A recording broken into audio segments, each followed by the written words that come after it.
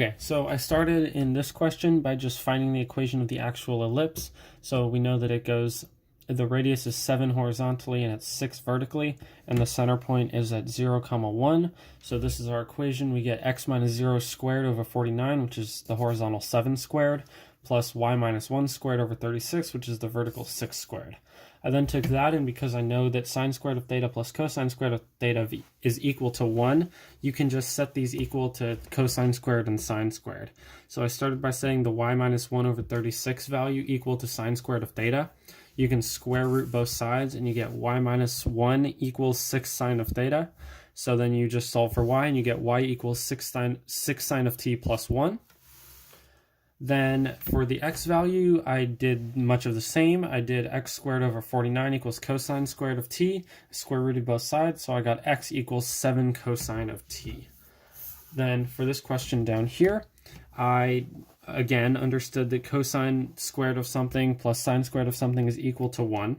So I took these values and I solved for x and solved for y. So I had x equals 3 cosine of 2t, or no, sorry, I didn't solve for x and y. I solved for the cosine value of each.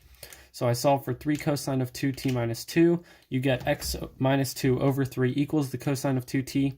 And for the y value, it's y minus 2 over 4 equals the sine of 2t. And you can treat this 2t just as if it's a value, as if it's x or as if it's y. And you realize that this is the sine now and this is the cosine. If you square them and add them together, they'll equal 1. So I squared both of these. So I ended up with x minus 2 squared over 9 plus y minus 2 squared over 16 equals 1. And that's an ellipse because that's the formula for an ellipse. And the center is h comma k, which is 2, 2. So the center is 2, 2. Then for this question, because x is already equal to t, you can just substitute it into the y equation. So you get y equals x squared over 3.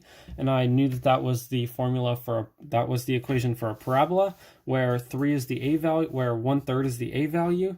So down here we get y equals 1/3 times x minus 0 squared plus 0, because we know that the center is at 0, 0, and there's no actual shift. So this is the equation. We know it's a parabola and that it opens up because the a value is greater than 0 and the vertex is at 0, 0. Thank you.